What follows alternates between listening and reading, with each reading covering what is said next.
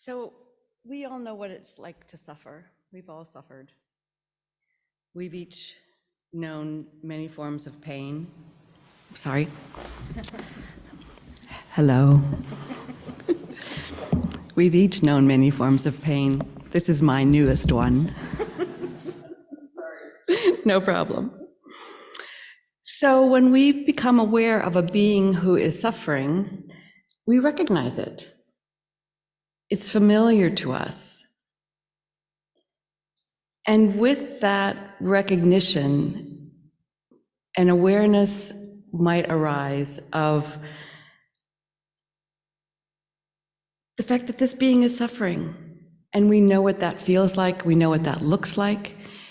And because that happens, we're seeing something we've experienced. Compassion can then also arise. And compassion is, in our way of thinking, we sometimes call it the fluttering or the quickening of the heart. It's when we recognize suffering and our instinct is not to run away from it, but to move toward it. We want to help alleviate the suffering. It comes without judgment. In fact, I'm pretty sure that judgment always kills compassion. There are times I'll see someone in the median strip asking for money and I'm in a crummy mood. And I think to myself, I'm making this up, of course, this never happens. I think to myself, well, you should, or I can't, or what, and that is no place for compassion to live. And then there are other days, many of them, where my sense is really a physical and emotional sensation of wanting to help. Do I have? Can I give? Can I, So we look for, Mr. Rogers, look for the helpers. Those are the people who are responding with compassion. That's where the awareness of pain in another being has arisen. We get it, and we want to help. We've also learned through science that compassion has a biological foundation in our brain and bodies. We are born with an innate ability to be compassionate, and it can be strengthened and cultivated.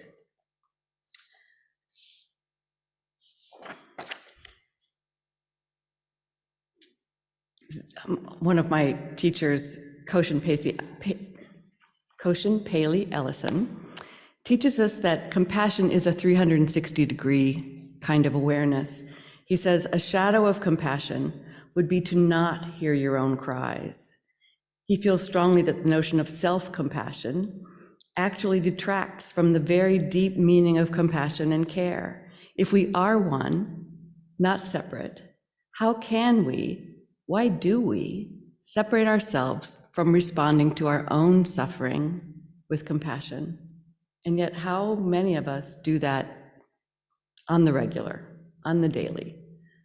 We don't notice that we're in pain. If we do, we judge it, criticize it. It's not helpful.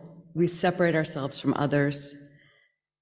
So how can we learn to practice compassion for ourselves? And tonight, just let us practice including ourselves in this 360-degree awareness of compassion and suffering. Yes, microphones definitely are suffering equipment for sure. Especially for me, I don't enjoy hearing all of that, but here we are. And so Laura and I enjoy, when we teach together, part of what we like to do is just be more real and relaxed and interactive. So I hope that that is comfortable for you as well. And thank you, Laura, for expressing, we just don't think about it typically, about compassion. We learn a lot about compassion. We do a lot of practices for others and sending loving kindness to others. But for some reason, and there's probably quite a few, we're not included often in that area of care. So the first step is to have the intention to include oneself, to be aware that this body is a part. So the way we do that is to bring mindful attention, which is what Laura helped us to practice when we first started, to what's going on inside this body. If we aren't mindful, then we won't know.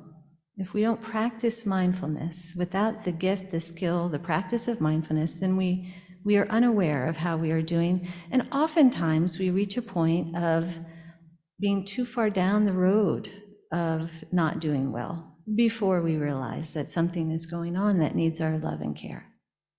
So that's why mindfulness is the first aspect of self-compassion. So when we practice mindfulness, we bring awareness to the body, we check in, then we ask ourselves, how are things going? And then once we find how we answer that, if we notice any areas that are unhappy or suffering, then we want to ask even further, what's underneath that? What's going on with these shoulders? Why are they so tight? So we bring curiosity to the suffering, and that's the beginning of our practice of self-compassion. And as Laura said, with acceptance and being non-judgmental. So it's wonderful and difficult to set a practice intention every day with everything else you've been doing, to have a mindful moment, period, questioning, how am I today? How's the body? And honestly, there's no right answer, but having a heart of curiosity. So starting with mindfulness. And when we find that something has gone awry or isn't as we would like it to be, or we become aware of such suffering without the actual asking of the question, it arises. We notice that we're suffering in some way. This practice asks us to look more deeply, and that can require some courage, because this practice asks us to look deeply and squarely into the face of what is causing our own suffering. So that can be a dark and scary place. Sometimes one of us, for instance, might say, well, maybe I'll just go bake some nice bread. Or I could probably just use a brownie or a cookie right now. Or maybe Ted Lasso would help. We distract ourselves. We look for a way out of the suffering that doesn't require us to look. This asks us to look. Good. Right, so what is underneath? Why do I want to go watch Ted Lasso, Laura? Because it's dark in there. Exactly. And it's a lot easier to avoid, really to avoid what's really going on. Although when we do that, of course, it gets worse. So the next area that we'd like to talk to you about is something called common humanity. And when I first heard that, it's like common humanity. What are we talking about, common humanity? And when we're taught this in self-compassion training, the suggestion is, so first you become aware of what's going on, then you have some compassion for yourself. Oh, this is going on, poor dear, right? And then we're invited to say, and I am not the only one who feels this way. I am not alone. The feeling of being alone is one of the things that is probably the worst when we're feeling down, anxious, all of those things. If we're dealing with something very difficult, and I can tell you this, and Laura and I have been talking a lot about this recently because it's been so valuable to be able to share. So what does that mean, common humanity? So if we're by ourselves, one thing we can know for sure is that there's no original thought. Anything that we're experiencing has been experienced before. And odds are with 7 billion people, there's probably a darn lot of people who are also feeling exactly the same way you are. You are not alone, ever. And that can be very comforting. But what I have found personally, because I would do that practice, I would think to myself, I am not alone. Lots of other people are suffering. And then I'd go, oh, God, that's terrible, right? Because part of me is thinking, great, not only am I suffering, but they're all suffering too. How is this helpful? So you have to be very aware of how it is that you're thinking about this, and what does it mean to share and be connected to everyone else going through something in a similar situation. But beyond that, if you can, the invitation then is to reach out. If you can, you don't have to, but part of common humanity,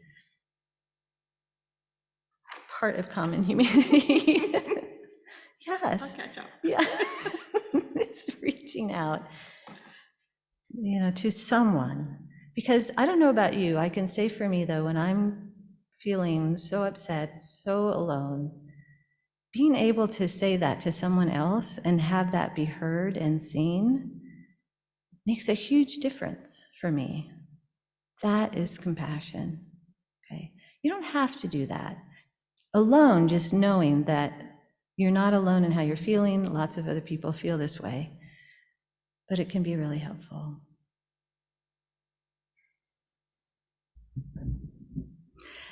And sometimes someone might reach out to you.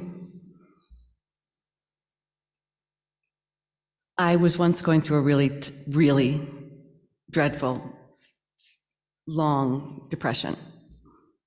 The kind where I felt that it would be really useful if they would treat me like they did in the old days when they sent you away to a nice place in the Adirondacks and they gave you a big chair and a blanket and they brought you soup. That's kind of what I needed. No one did that. And a friend of mine called and said, "Can I come visit you?" And I said, "No, my house is a mess. I can't clean up. I haven't taken a shower in 3 days." This was before the pandemic, so not taking a shower in 3 days was unusual.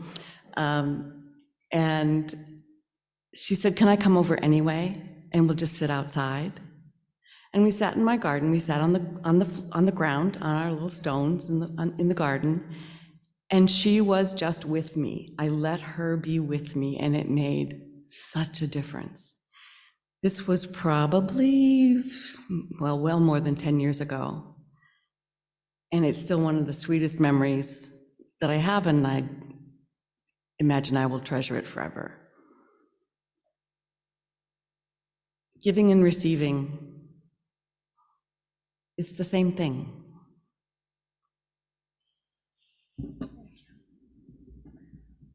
So are we ready to do groups, Laura? Oh, yes, that's me now. Oh, is it? Oh, I don't think so. I think that's me, see. Oh, that's you. Okay.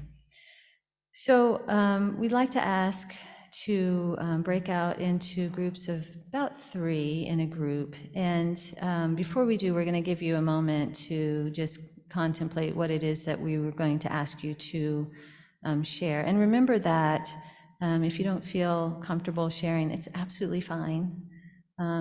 You can let your group know that that's how you feel, and hopefully continue to just join and listen. Or just, if you would rather even leave the room. The most important thing, the self-compassionate thing, and the one thing that I really treasured when I learned about self-compassion is something called closing, that it is okay, encouraged to do what's best for you, okay? So our question this evening is to ask you to remember a moment where you did something for the first time. Something for the first time. because we were thinking about these moments ourselves. Laura and I were talking the first time I taught a class. I teach a class at Mary Baldwin, and the very first time I taught, I had a co-teacher. And I was so anxious that my co-teacher later told me that he thought he was going to have to tackle me because I was, shaking all these things. It was so fun. So there's that. My little tidbit here is the first time I taught a NIA class, which is a movement practice, mind-body movement practice. The night before, I had a nightmare that I showed up to the gym with no music and no pants. And my mantra then, from then on, when I was going to teach a class, at least for the first couple of years, was music, pants, check. So let's take a moment, just a moment, to drop in and think of a moment that you can recall. And it doesn't have to be anything, as significant as what we were talking about. But the first time you've done something, bringing that to mind, how it felt, what you notice. I'm just going to give you a moment there.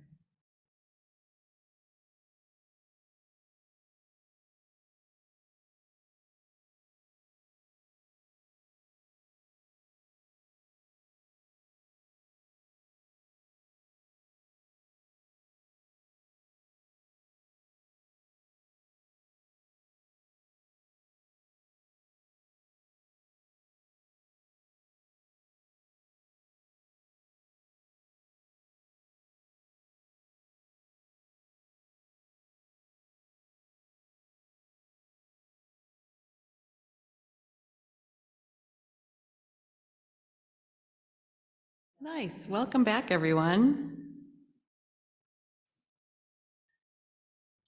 Looks like everybody's back. So now we'd just like to have a short discussion with everybody here and hope that you Zoomers will do the same. What did you learn? What did you notice? Were there shared experiences? Who would like to share a little bit of something that came up in your group? Just a common denominator in what we shared was fear. When we all three experienced something that terrified us or that we were really scared of, it was interesting how that's what came up. Just intense fear. And I don't know if you want to hear the situations, but like diving off a high dive or jumping off a high dive board. And the first time a lawyer had to speak in the courtroom, and I forgot the other one, but it was all just fear. We were just really afraid. I was just noticing that we don't have to have, jumped off of a high dive. We don't have to have actually spoken in a courtroom to feel compassion. It doesn't have to be identical experience, but a human experience, of a similar kind that brings up that same feeling experience, the same embodied experience. And anyhow, I just thought it was interesting that I recognized that, even if I, most often haven't had the exact same experience. But yeah, so that was just noticing.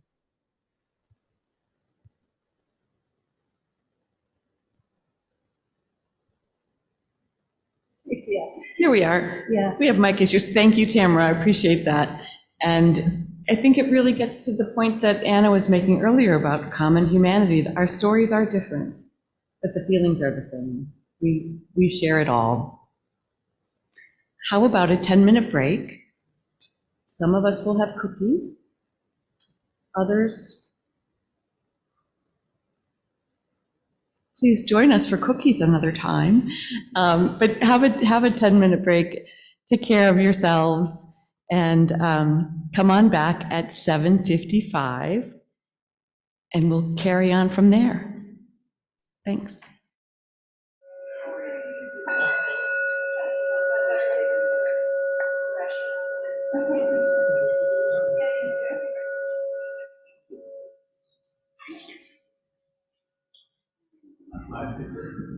So this part of the evening, we're actually going to be doing more of a practice. So Laura and I will guide you through a practice of the third part of self-compassion. So we talked about mindfulness, being aware that there's something that we need to take care of. The second part being common humanity, which you all just did a beautiful job of sharing what that is like. And the third is then what? What do we do? Now we know this, and that is self-kindness. Practicing self-kindness. And so now we get to sit and practice self-kindness. So what does kindness look like? In this practice, which we learned from Krista Neff and Chris Germer. Krista Neff is a researcher, and Chris Germer is a practitioner, a psychologist. And so together they have really moved mindful self-compassion into the mainstream.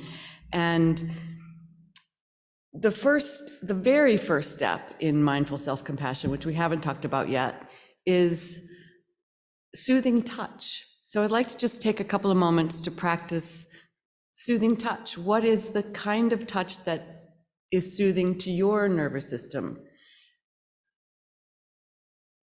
Science has shown us, experiments, like real research, shows us that warm touch calms our nervous system down. We are wired biologically to be responsive to a warm touch, including our own.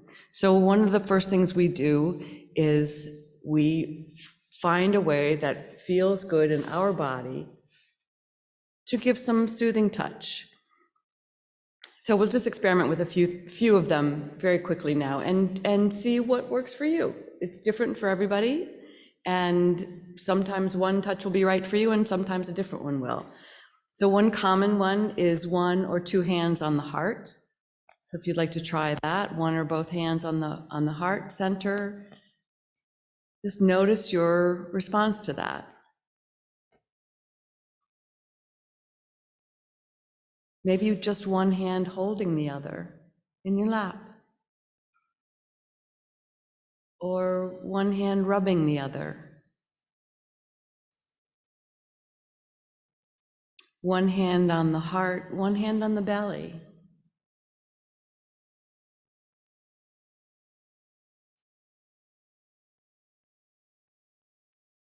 Cradling our face in our hands, or just one hand on a cheek.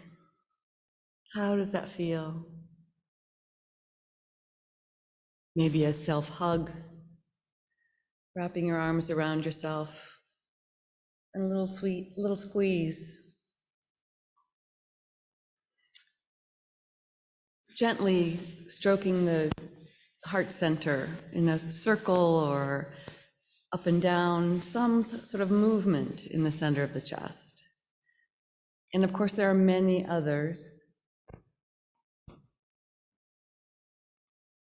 For this moment, see what works best for you in this practice, for this moment.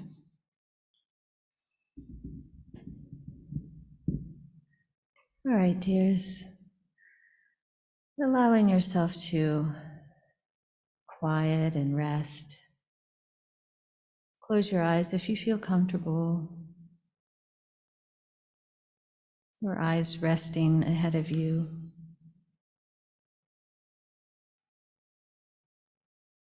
And just bringing awareness to the body.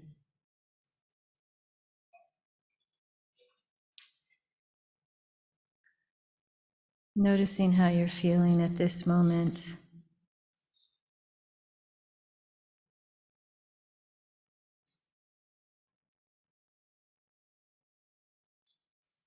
And checking in. And if you do feel comfortable, perhaps having a hand on your heart or noticing the feeling of holding your hands together.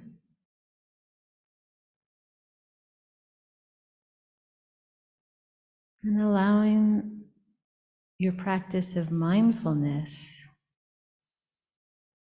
to check in and be aware. How am I right now?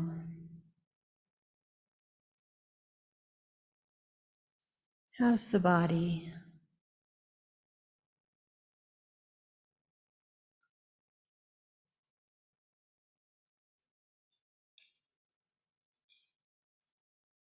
How's the mind?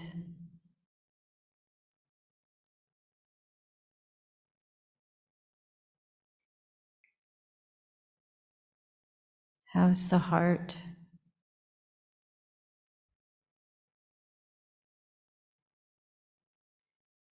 And as you are scanning these areas, see if it's possible to have a heart of kindness.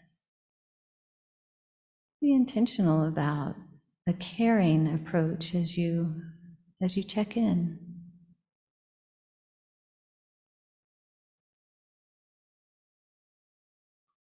And as you do check in, you may notice areas that are unhappy, that don't feel good, that feel like they're struggling. And these are the areas that we want to bring compassion.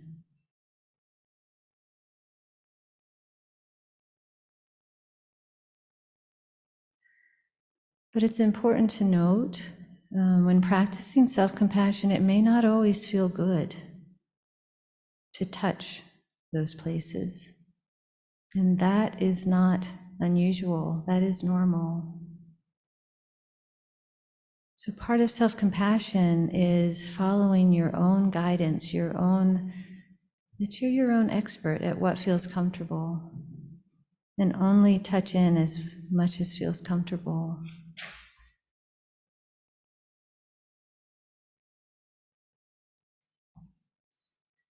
And that in itself is also kindness.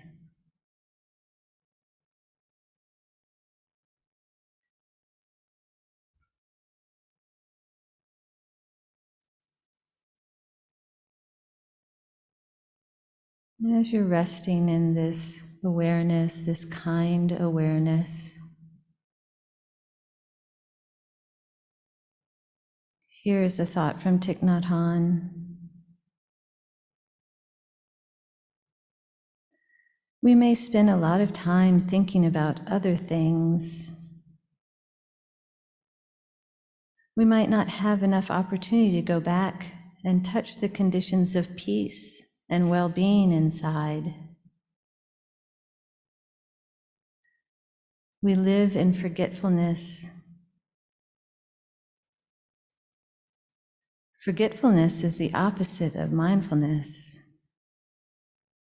We live our daily life in such a way that we destroy the peace, the stability, and the joy in our body.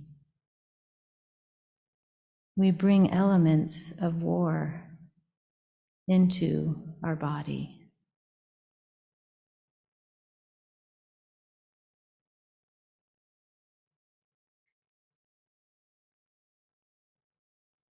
And so the practice here is to be kind, patient, and caring when we touch those places. Accepting and allowing for the difficulty of receiving kindness for ourselves.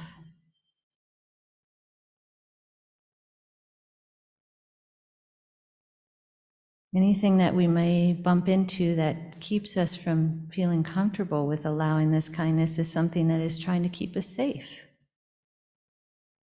It's something that's been there a long time, so even when we bump into that, we're compassionate. We're just dipping the toe in the water.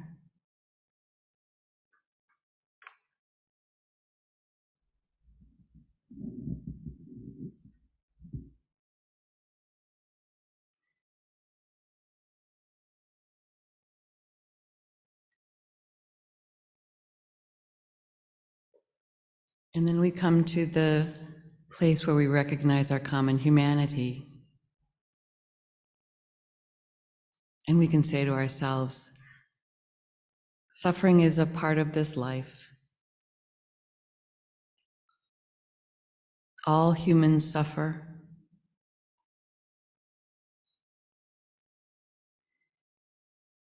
I share this tender vulnerability of humanness with everyone who has ever been and everyone who ever will be.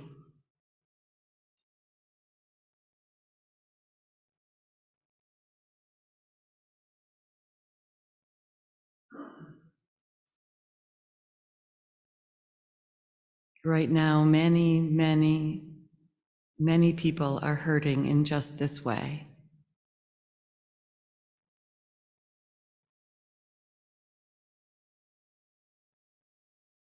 I really am not alone.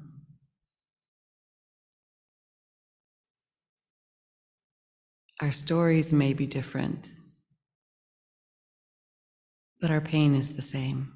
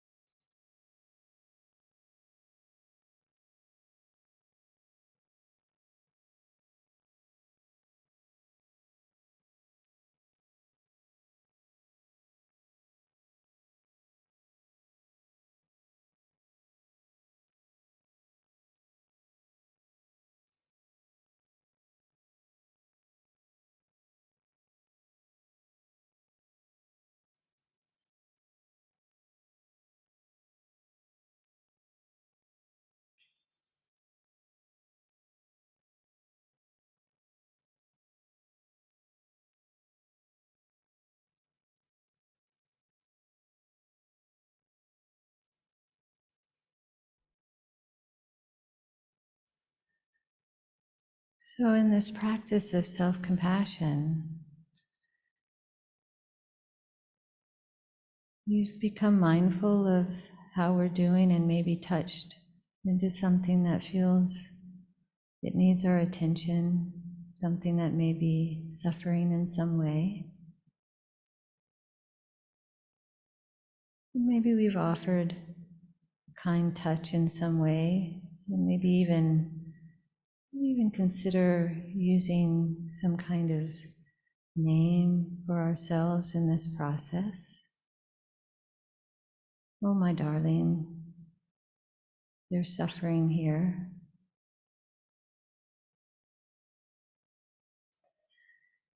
And then we've done a little bit of contemplation on that we're not alone in this suffering, that we actually have a lot more in common with those around us than we maybe had any idea. And so even what we are feeling now is probably something that others could relate to. And after we've done that, there's this sort of next step of now what? And the third step is to be kind to yourself. The invitation is to treat yourself as you would treat a good friend. This is the self-kindness practice. And as part of this practice, once you've identified that there's suffering, then you might check with yourself, so what do I need? Or what is needed?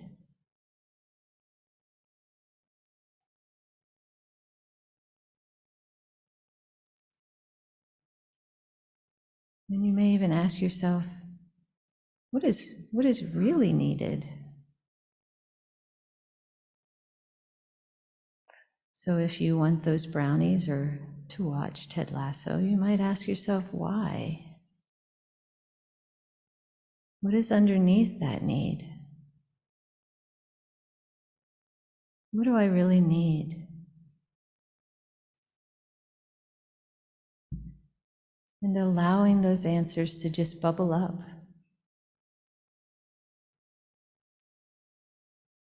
Having an open sense of curiosity.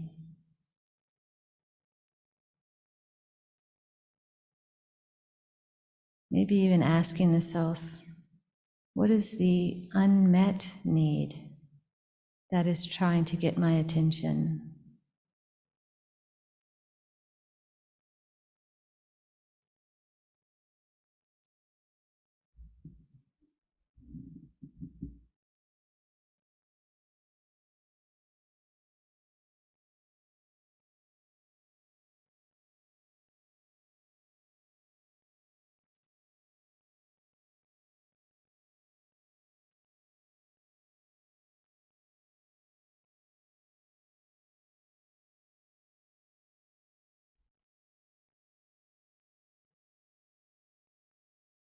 This time of exploration can take as long as it takes. There may be lots of layers to the needs.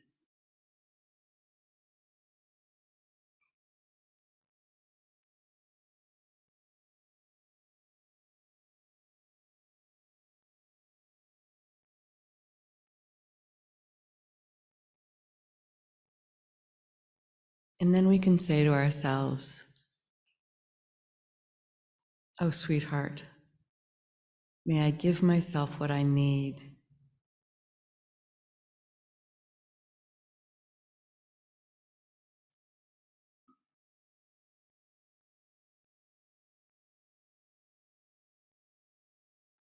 What might that feel like to hear those words? May I give myself what I need.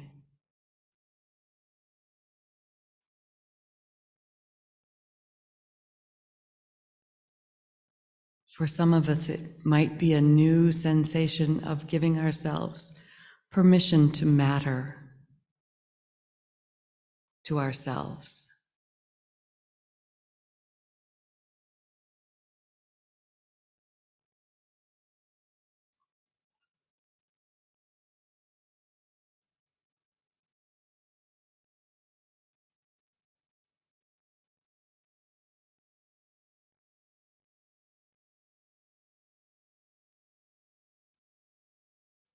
Allow yourself to savor the sensation of even the anticipation of meeting the need.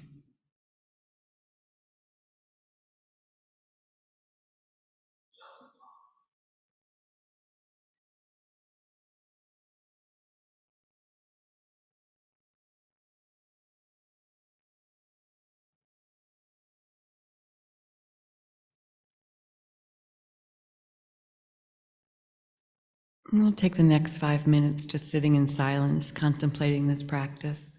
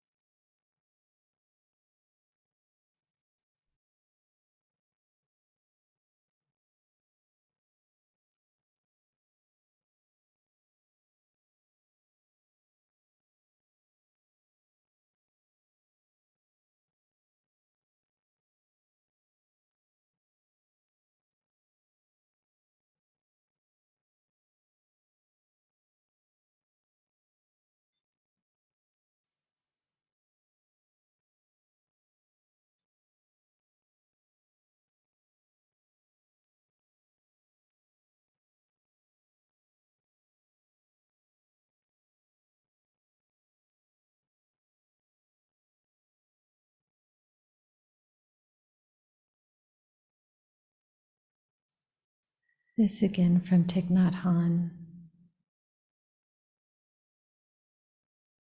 The basic thing we can do to help the world is to be healthy, to be solid, to be loving, to be gentle to ourselves. And when people look at us, they have confidence and they say, she can do that.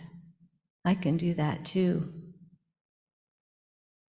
So anything you can do for you, you do it for the world. Don't think that you and the world are two separate things. When you breathe in mindfully and gently and feel the wonder of life, you are doing that for us, for the world.